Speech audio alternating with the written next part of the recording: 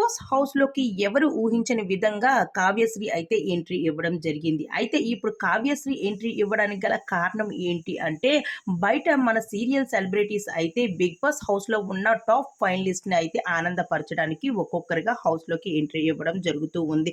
మొదటిగా అయితే ఇల్లు, ఇల్లాలు, పిల్లలు అంటూ ప్రభాకర్ అలానే వాళ్ళైతే గ్రూప్ ఎంట్రీ ఇవ్వడం జరిగింది. దాని తర్వాత బ్రహ్మముడి సీరియల్ ద్వారా మరో కంటెస్టెంట్ అయితే ఎంట్రీ ఇవ్వడం జరిగింది. అయితే దీని తర్వాత ఇప్పుడు కావ్యశ్రీ కూడా తన సీరియల్ ద్వారా బిగ్ బాస్ హౌస్‌లోకి సెలబ్రిటీగా ఎంట్రీ ఇవ్వబోనుంది. అయితే బిగ్ బాస్ హౌస్‌లోకి ఎంట్రీ ఇచ్చిన కావ్యశ్రీని చూసి ఒక్కసారిగా నిఖిల్ అయితే షాక్ తినడం అయితే జరిగింది.